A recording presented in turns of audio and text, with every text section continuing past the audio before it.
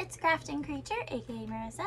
Today is going to be a little different. That's why I'm posting this on a Sunday instead of a Saturday. This is going to be like an introduction to a 3-video series. I guess 4, including the introduction. Upper level math. Oh, by the way, I cut my hair. Not just one hair, all of them.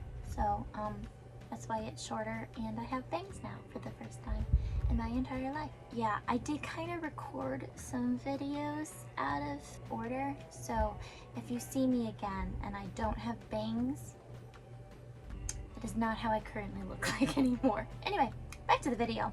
So I found this nesting dollhouse paper mache thing. I'll put a picture here. I already made the thing, so I don't have the original form anymore. So here's a picture. So in this video that you're about to watch, I'm basically making all of the houses look the same, and then I'm gonna have them be decorated in the next 3 videos per the holiday that we are near. I'm doing Halloween, Christmas, and Easter. Starting in Halloween just because it's October. So for some reason I did the doors separately in each of the 3 videos. Yeah, if you do this, you could make the dollhouse look like a gingerbread house, or you could make the dollhouse look like a haunted house. What I wanted to do was I wanted to make a normal looking house, but then just the homeowners decorated it. I am going to make a gingerbread house that's coming up potentially that can be played with if you're inclined to, because that house will open up like this instead of. These dollhouses are nesting dollhouses, as I'm saying it. So basically they fit into each other. So my plan was I made the biggest one be Christmas, middle Halloween, and the smallest be Easter.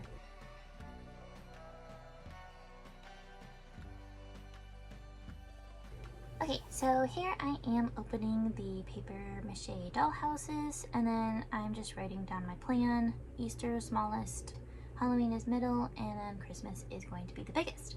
So I am painting, I think it's milky white acrylic paint, and I'm just putting down a base coat for all 3 of the houses, for the underside of the roof and also for the bottom part of the building, and including the windows and making sure that everything is coated evenly.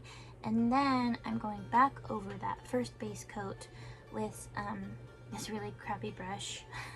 I'm just scooping up some of the paint and then slabbing it on and then stippling it to make it look more like stucco kind of material.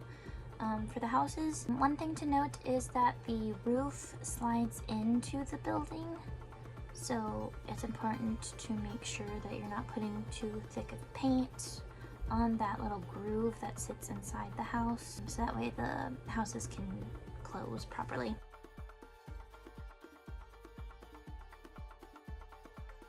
Okay, and here is the texture all done for the roof for one house. So now I'm doing that for all of them. I still felt like they needed a sidewalk. You can see in this close-up that it's a little bit higher than the ground on the outside, so I put in some black pebbles and some Elmer's glue.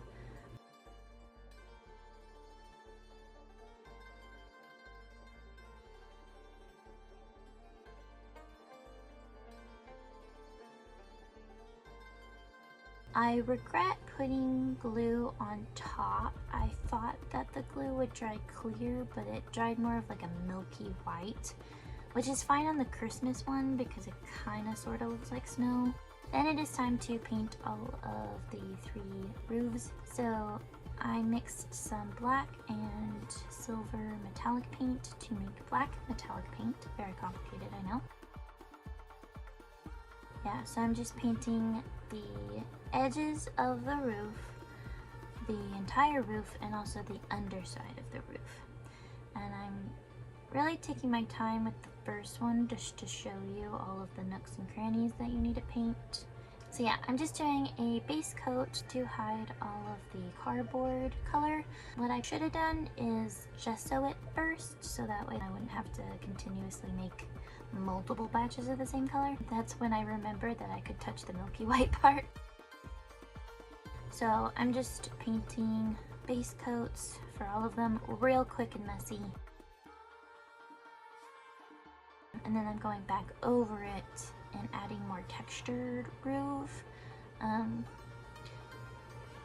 applying it in real thick strokes to mirror the shingles look. For the Christmas one, I considered putting snow on, but I ended up not doing that because I'm lazy. So for the Christmas one, if you want to just forgo all the painting the roof and just do the snow, I think that would be a smart bet, because now I think it looks kind of odd, but I'm too lazy to go back. So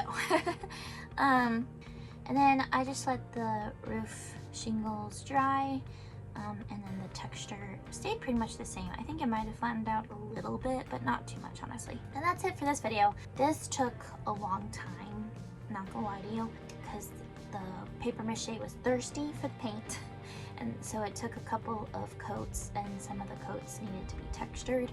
So yeah, so I thought it would just be better just to get this video out of the way and do the fun stuff later. So thank you guys so much for watching. I don't post every single week, but when I do, it is usually on Saturdays, sometimes Sundays, around noon. So yeah, I'll see you guys next time. Bye!